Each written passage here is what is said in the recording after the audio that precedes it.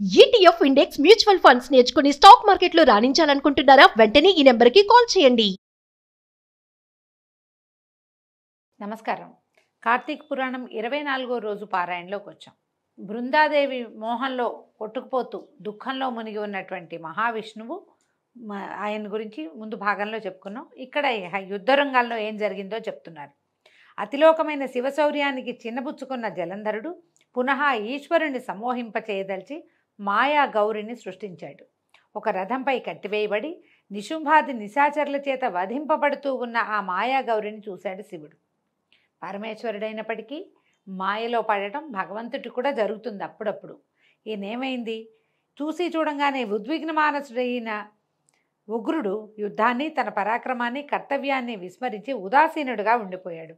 అదే అదనుగా జలంధరుడు పుంఖానుపుంఖాలైన 3-4 బాణాలను శివుని శిరస్సు పైన, వక్షస్థలం పైన, ఉదరమందున ప్రయోగించాడు. అయినా జంగమయ్యలో చలనం రాలేదు. అటువంటి సమయంలో అదంతా రాక్షసమాయగా బ్రహ్మదేవుని చేత బోధింపబడిన వాడై కోలుకొనిన పరమేశ్వరుడు జ్వాలామాలాతి భీషణమైన రౌద్ర రూపాన్ని ధరించాడు. ఆ స్వరూపాన్ని చూసేందుకు సైతం శక్తి చాలక అనేక మంది రాక్షసులు పారిపోసాగాడు. పారిపోతున్న వారిలో ఉన్నటువంటి అగ్రనాయకులైన శుంభుడు, నిశుంభుడు వాళ్ళని చూసిన రుద్రుడు పారిపోతున్న వాళ్ళంతా పార్వతి చేతిలో మరణించెదరుగాక అని శపించాడు. మనం తర్వాత దేవీ భాగవతంలో అమ్మవారు శుంభనిశుంభుల్ని వధించింది నీల సరస్వతి స్వరూపంలో అని చెప్పుకుంటాం. ఆమె చేతిలో మరణిస్తారని రుద్రుడే ఈ యుద్ధంలో శపించాడని, కాలాంతరంలో వాళ్ళు అక్కడ మరణించారని దేవీ భాగవతంలో చెప్పబడుతుంది. అయితే ఇదంతా గమనించినటువంటి జలంధరుడు బాణవర్షంతో అంధకారాన్ని కల్పించాడు, చీకటిగా చేసేసాడట. ఆ చీకటిని శివుడు తన తపోబలంతో చీకట్లను చీల్చివేశాడు. ఉడికిపోయిన జలంధరుడు పరిఘాయుధంతో పరుగున వచ్చి ఈశ్వరుని వాహనమైన ఎద్దును నందీశ్వరుణ్ణి భయంకరంగా కొట్టాడు. ఆ దెబ్బకు నంది యుద్ధరంగం నుంచి పరుగు తీయసాగింది.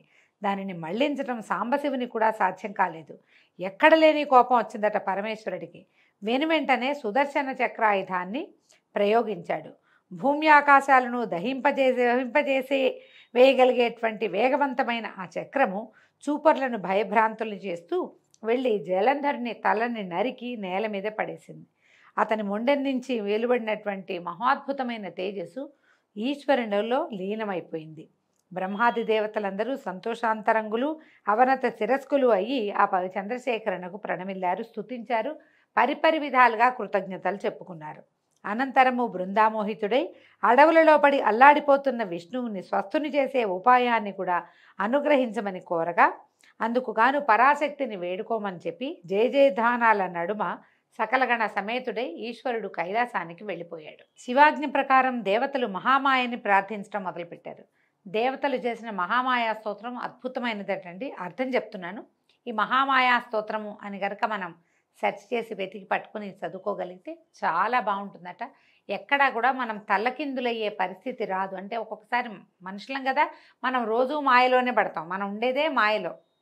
దాంట్లో నుంచి మనకి తర్వాత గతి ఏమిటి అనేది తెలుస్తుందట. దొరికిన వాళ్ళు ప్రయత్నం చేసుకోవచ్చు. సృష్టి స్థితిలయలకు కారణమైన సత్వరజస్తమో గుణాలు 3 దేని నుంచి పుట్టాయో ఆ దేవి యొక్క ఇచ్చ వలన లోకంలో జనన మరణాలు సంభవిస్తున్నాయో అటువంటి మూల ప్రకృతి మహామాయకి నమస్కరిస్తున్నాం. అంటే ఏ దేవి వల్ల ఇవన్నీ పుట్టి మళ్ళీ లీనమవుతుందో ఆ దేవికి నమస్కరిస్తున్నాము. ఏదైతే 23 భేదములతో చెప్పబడిన సమస్త లోకములను అధిష్ఠించినదో, వేదములలో సైతము దేని యొక్క రూపకర్మములు కీర్తింపబడుతున్నాయో అట్టి మూల ప్రకృతికి నమస్కరిస్తున్నాము.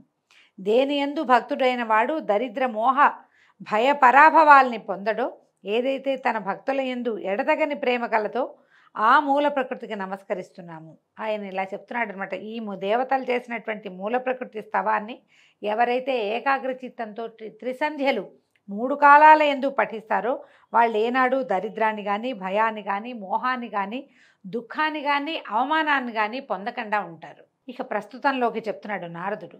ఈ విధంగా దేవతలు ప్రార్థన చేయంగానే ఆకాశంలో జ్వాలాయుతమైన అద్భుతమైన తేజస్సు ఒకటి పడుచూపి, ఓ దేవతలారా, త్రిగుణాల రీత్యా నేను త్రిమూర్తులను ధరించి ఉన్నాను. రజోగుణం వల్ల లక్ష్మిగాను, తమోగుణం వల్ల సరస్వతిగాను, సత్వగుణం వల్ల లక్ష్మిగాను, రజోగుణం వల్ల లక్ష్మిగాను, తమోగుణం వల్ల పార్వతిగాను విలసిల్లుతున్నది నేనే. కాబట్టి మీ వాంఛా పరిపూర్తికై ఆ లక్ష్మీ పార్వతీ సరస్వతుల్ని ఆశ్రయింపుడని ఆదేశించి అంతర్ధానమైపోయిందట మహామాయ. దేవతలు ఉమారమ సరస్వతుల చెంతకు వెళ్ళి తమ మనోగతాన్ని వెల్లడించారు. భక్తవత్సలుడైన ఆ తల్లులు ముగ్గురు వారికి కొన్ని బీజాలనిచ్చి విష్ణువు ఎక్కడైతే మోహావృతుడై ఉన్నాడో అక్కడి బీజాల్ని చల్లమన్నారు. గింజలు ఇచ్చారట. అయితే దేవతలు ఆ బీజాల్ని తెచ్చి శ్రీహరి మోహితుడై పడి ఉన్న బృంద యొక్క చితాప్రాంతం అంతా చిలకరించారు. బృందాదేవి ఒక చోట చితాభస్మంగా మారిపోయింది. ఆమె యోగాగ్నిలో దగ్ధమైపోయింది కదా, అక్కడక్కడక్కడే తిరుగుతున్నాడు ఆమె వ్యామోహంతో. అక్కడ చల్లారట. చల్లితే ఓ పృథుభూపతి, పాతివ్రత్య మహిమా సుశోభితమైన ఈ గాథను ఏకాగ్రచిత్తంతో చదివిన స్త్రీలు కానీ పురుషులు కానీ ఇహంలో సంతాన సంపదను, పరంలో స్వర్గ సంపదని పొందుతారు అని ఈ బృందావృత్తాంతం సంతానదాయకమని చెప్తున్నారు. పునః నారదుడు ఇట్లా చెప్పాడు: ఓ పృథు మహారాజా, పూర్వోక్త విధానంగా బృందాచితాస్థలిలో దేవతల చేత చల్లబడిన బీజాల వల్ల త్రిగుణ శోభితాలైన ఉసిరి, మాలతి, తులసి అనే 3 వృక్షాలు జన్మించాయి. వీటిలో సరస్వతి వలన ఉసిరిక, లక్ష్మి వలన మాలతి, గౌరి వలన తులసి ఏర్పడ్డాయి. అంతవరకు బృందామోహంతో మందుడై ఉన్నటువంటి విష్ణువు తన చుట్టూ చెట్లై మొలిసిన లక్ష్మీ సరస్వతి పార్వతి మహిమల వల్ల కోలుకున్నవాడే అనురాగపూరిత హృదయంతో ఆ వృక్షాలని చూడడం మొదలుపెట్టాడు. అయితే వాటిలో ఆ లక్ష్మీదత్త బీజాలు ఈర్ష్యాగుణాన్వితాలై ఉండటం వల్ల ఆ బీజోత్పన్నమైన మాలతి బర్బరీ నామధేయమై విష్ణువుకి ఎడమైంది. ఆయన విష్ణువు నుంచి పక్కకెళ్ళిపోయిందట. కేవల అనురాగపూరితాలైనటువంటి ఉసిరి, తులసి మాత్రమే పీతాంబరునకు ప్రియకరాలయ్యాయి. తద్వారా విష్ణువు మోహ విముక్తుడై ధాత్రి తులసి సమేతుడయి సర్వదేవతా నమస్కారాల్ని అందుకుంటూ వైకుంఠానికి తరలి వెళ్ళాడు. అందువల్లనే కార్తీక వ్రతంలోని విష్ణు పూజలో ముందుగా తులసిని పూజించినట్లయితే పుండరీకాక్షుడు ఎనలేని సంతోషాన్ని పొందుతాడు. అంతేకాకుండా ఇప్పుడు మాలతి అనేది ఒక తమాషాగా వాసన వస్తుంది. గిన్నె పువ్వులాగా ఉంటాయి, మంచి వాసన వస్తుంది. కోస్తే చిన్నగా పాలు వస్తాయండి. మామూలుగా పాలు వచ్చే ఏ పువ్వులని దేవతా పూజలకి వాడరు, అది పనికిరాదంటారు. మాలతి వృక్షం ఇట్లా జన్మించిందట. వాసన మాత్రం మహాద్భుతంగా ఉంటుంది. దాన్ని పూజలో వాడరు సాధారణంగా. ఈ 2 చెట్లని మనం తులసిని నిత్యము పూజిస్తాం. ఉసిరి కూడా విష్ణుగుణాన్వితంగా ఉంటుందని చెప్తారు. అయితే తులసి మహిమ చెప్తున్నారు. ఎవరింట్లో అయితే తులసీవనం ఉంటుందో ఆ ఇల్లు సరస్వతీర్థ స్వరూపమై విలసిల్లుతుంది. యమదూతలు అక్కడికి రాలేరు. సర్వపాప సంహారకమైన ఈ తులసీవనాన్ని ఎవరు ప్రతిష్ఠిస్తారో వారికి యమధర్మరాజును దర్శించే పని ఉండదు. అంటే నరకానికి వెళ్ళరని, పుణ్యాత్ములై స్వర్గాన్ని పొందుతారని భావం. గంగా స్నానము, నర్మదా దర్శనము, తులసి సేవనము ఈ 3 సమాన ఫలదాయకాలని చెప్పబడుతోంది. తులసిని ప్రతిష్ఠించినా అంటే పాతినా, తడిపినా, నీరు పోసినా, తాకినా, ముట్టుకున్నా, పెంచినా మానసిక శారీరక పాపాలే కాక మాటల వలన కలిగే పాపాలు కూడా మటుమాయమైపోతాయి. తులసి గుత్తులతోటి, అంటే మంజరులు అంటాం కదా, గింజలు రావడానికి ఒక కుచ్చులాగా వస్తుంది, మంజరి అంటారు.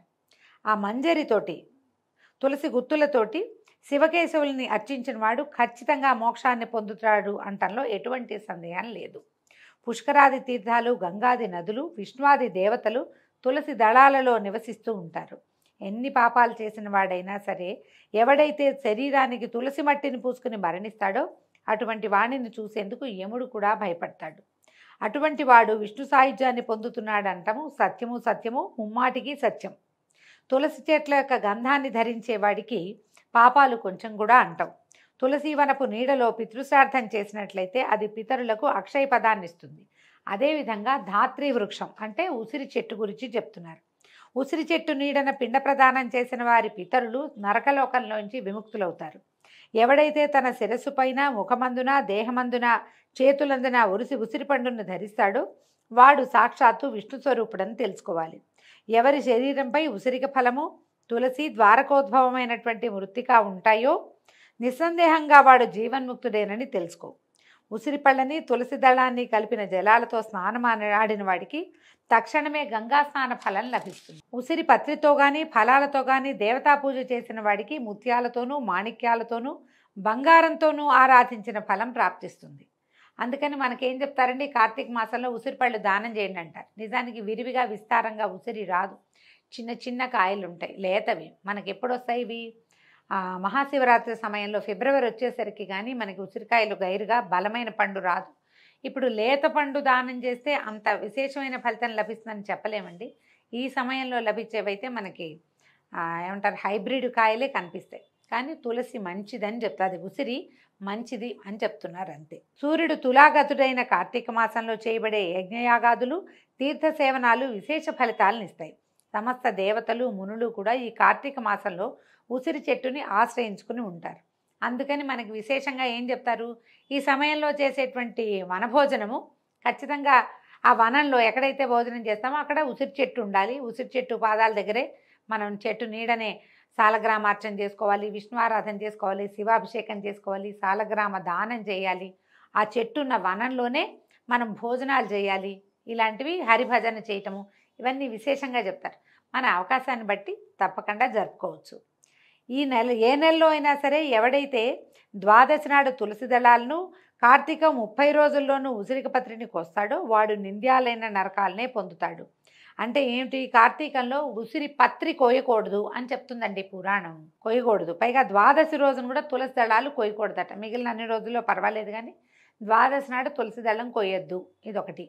తర్వాత కార్తీకంలో 30 రోజులు ఉసిరిక పత్రిని కోయకూడదు. మనం ఏం చేస్తాము, ఈ క్షీరాబ్ది ద్వాదశి నాడు ఉసిరి చెట్టు ఏం పెట్టుకుంటామని బజారంతా ఉసిరిక చెట్టు కొమ్మలే, ఇంతంత కొమ్మలు కాయలతో ఉన్నవి, లేత కాయలు చక్కగా ఉంటాయి, వాటితోటి కొమ్మలు తెచ్చి పెట్టుకుని చేసేసుకుంటున్నాం. చాలామంది చేస్తారు. అందరూ ఉసిరికి చెట్లను భరించి పెట్టుకోలేరు కదా. మనం ఈ పాపమే చేస్తున్నామండి, ఇది తప్పని చెప్తోంది పురాణము. వచ్చే సంవత్సరం జాగ్రత్త పెడదాం. ఏదైనా చిన్న తులసి చెట్టు తెచ్చుకుని 3-4 కలిసి ఒకే చోట ఉసిరి ధాత్రి తులసి కళ్యాణం చేసేసుకుంటే సరిపోతుంది. మరి అవకాశం ఉన్నవాళ్ళు ఆలోచించండి. వచ్చే ఏడాది ఏం చేయగలమో మనం ఇప్పుడే ఆలోచించుకొని పెట్టుకుంటే బాగుంటుంది. ఎవరైతే కార్తీకంలో ఉసిరి చెట్టు నీడను భోజనం చేస్తాడో వాడి యొక్క 1 సంవత్సరపు దోషం తొలగిపోతుంది. ఉసిరి నీడన విష్ణు పూజ చేస్తే అన్ని విష్ణు క్షేత్రాల్లో అంటే 108 దివ్య దేశాల్లోనూ విష్ణు పూజ చేసిన ఫలితం లభిస్తుందట. శ్రీహరి లీలల్ని మహిమల్ని చెప్పడానికి ఏ ఒక్కరికి కూడా ఎలాగైతే సాధ్యం కాదో అలాగే ఈ తులసి ధాత్రి వృక్షాల మహిమల్ని చెప్పడం కూడా చతుర్ముఖుడైన బ్రహ్మకు కానీ సహస్రముఖుడైన శేషునికి కానీ సాధ్యం కాదు. ఎవరైతే ఈ ధాత్రి తులసి జననగాథని ఎవరు వింటున్నారో వినిపిస్తున్నారో వాళ్ళు కూడా తమ పాపాలని పోగొట్టుకున్న వారే తమ పూర్వులను కూడి శ్రేష్టమైన విమానంలో స్వర్గాన్ని పొందుతున్నారు. దీంతో 24వ రోజు పారాయణ పూర్తయిందండి. ఈరోజు కార్తీక సోమవారం, ఆఖరి సోమవారం కాబట్టి దీపారాధన చేసుకునే వాళ్ళు, దీపదానం చేసేవాళ్ళు, ఉపవాసం ఉండదలుచుకున్న వాళ్ళు, దేవాలయంలో దీపాలు పెట్టదలుచుకున్న వాళ్ళు ఎవరైనా సరే ఈ ఆఖరి సోమవారాన్ని సుసంపన్నం చేసుకోండి. రేపు ఉదయం మళ్ళీ 25వ రోజు పారాయణతోటి కలుసుకుందాము. నమస్కారం.